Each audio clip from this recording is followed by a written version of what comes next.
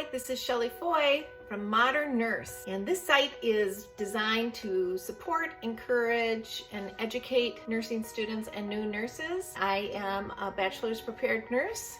I've got my degree right here. I hold a license in the state of Minnesota. I have been a nurse for a long time, and I have gone on an advanced degree in nursing education, and I have taught in nursing programs. So I feel like I have done a lot with nursing students to help them along the way. So I'm doing this YouTube channel for you are thinking of nursing, or if you are in a program, you are a parent of a nursing student, then please subscribe to this channel so that you can get some help and support, because it's a long, hard journey. Today we're talking about the 5 reasons that someone might get rejected from nursing school. Students get a letter in the mail, they're either accepted into the program or rejected. I have gone through this with my own daughter. She did not get into nursing school the first time. I have lived with someone who did not make it into the program, but she ended up getting into a program, doing very well, and has graduated and is working as a nurse.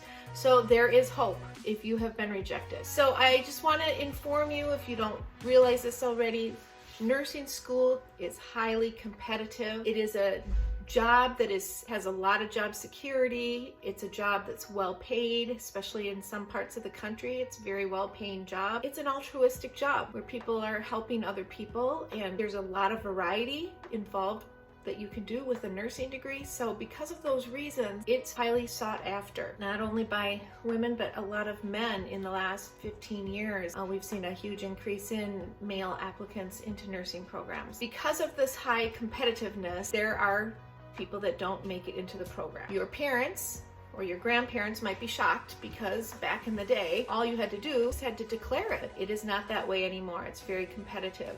So you have to be strategic on how you go about it. The number 1 reason why people don't get in is their GPA. The websites for nursing programs will say that a BSN is a minimum of a 3.0 GPA, or an associate degree, a 2-year RN program, would have a minimum of 2.5. However, the people that are actually getting in do have much higher GPAs than that. If it is a program that has more applicants than there are positions in the program, they will go with the top GPAs. Would they take someone with a 3.1 when they can take a 4.0? So GPAs do matter. Look at the school you are applying at, and if it shows on the website what the average GPA is of who gets in, then that's good. You may have to call the school and talk to admissions and find out what is the average GPA that they're accepting into the nursing program.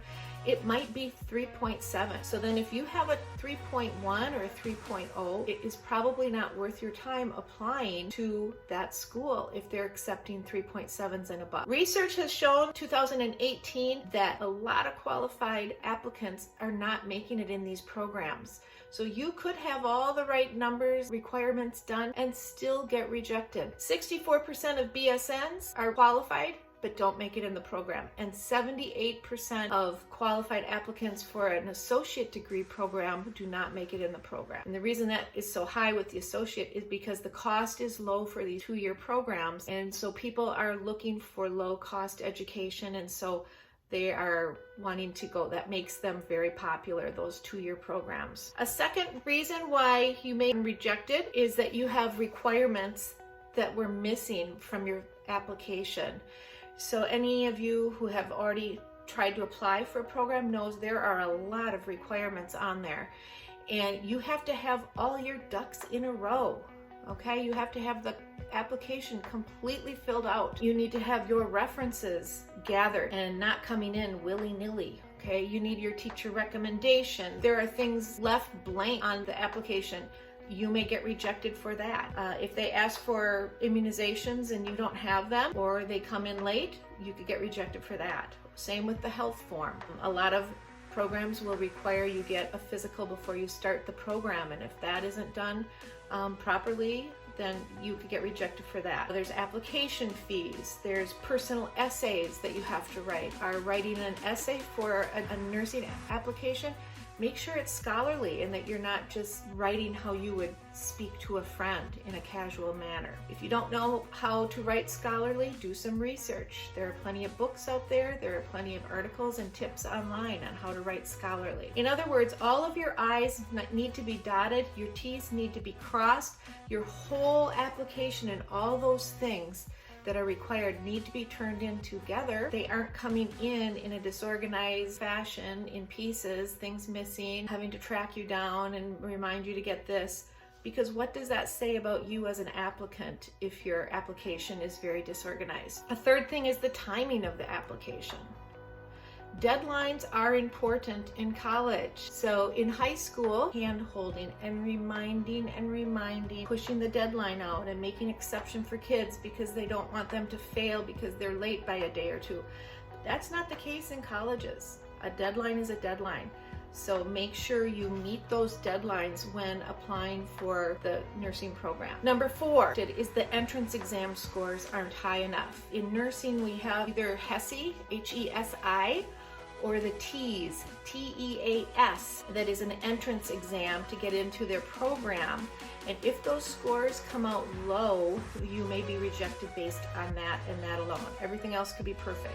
You could be a 4.0 and not make it because your TEAS score is low. These tests are indicators or predictors of how you will do in the program.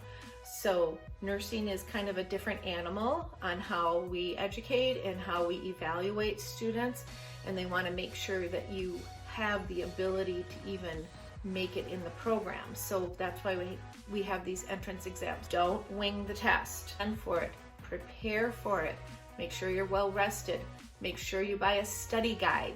Make sure you buy the book and study for it for a couple of weeks. You're not just breezing through it an hour or two before your test.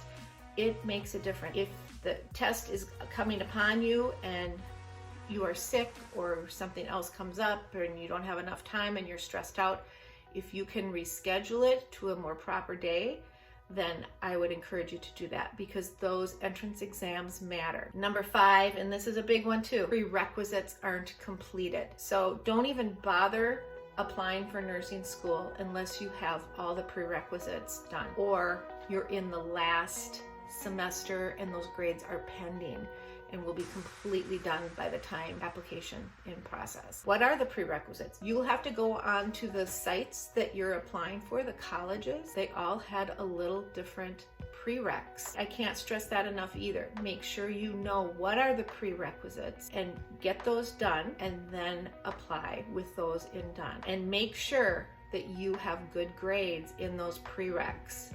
Okay, there are a lot of sciences that are prerequisite classes for nursing. Not try to get into a nursing program with a less than a B- in those classes. It is competitive. Those science classes matter. That's what helps produce critical thinking that's going to help you along the way as a nurse. And so they really look at those core science classes to make sure that you're able to get good grades in those. Those are the 5 things. Now, what if you have been rejected, or what if you're waiting right now and you get a rejection letter, coming up? What do? First thing you do, it's okay to feel very disappointed. It's okay to cry if you want to cry. That's okay because it's a disappointing thing. It's okay to feel that way for the day.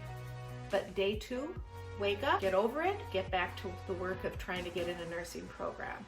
If you really want to be a nurse, if you really feel called to do this, you need to get after it. Don't let a rejection stop you. Go to work on improving your academic standing so you can improve yourself as an applicant. Continue with classes. You may have to repeat classes that you got a bad grade in so you can replace that grade with a higher grade. My daughter had to do that. She had to replace a biology grade.